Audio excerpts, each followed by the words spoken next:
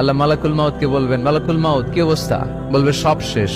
মাইয়াব্বা, কে বাকি? মালাকুল মাউত বলবে জিনেরা বাকি, যাদেরকে দেখা যায় না। আল্লাহ বলবেন জিনদেরকেও শেষ করে ফেলো, রুহু কবজ করো। মালাকুল মাউত আজরাইল জিনদের রুহু কবজ করবে। আল্লাহ এবার জিজ্ঞেস করবে, ইয়া মালাকাল মাউত আখবিরনি মাইয়াব্বা, এবার বলো আর কে বাকি? মালাকুল মাউত বলবে, আল্লাহ মানুষগুলো সব শেষ, জিনগুলাও শেষ, এবার বাকি ইবলিস শয়তান। কে বাকি?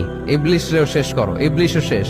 আল্লাহ আবার জিজ্ঞেস করবেন, ইয়া মালাকাল মাউতি মাইয়াব্বা, আর কে বেঁচে আছে বলো? মালাকুল মাউত বলবে, আল্লাহ আপনার কথা অনুযায়ী পৃথিবীর সব মানুষের রুহু কবজ করলাম, সব জিনদের রুহু কবজ করলাম, ইবলিসের রুহু কবজ করলাম, এখন আছে শুধু ফেরেশতা। আছে কারা? যাও ফেরেশতাদের রুহু কবজ করো। ফেরেশতাদের রুহু কবজ হয়ে যাবে। এবার আল্লাহ জিজ্ঞেস করবেন, ইয়া মালাকাল মাউত আখবিরনি মাইয়াব্বা।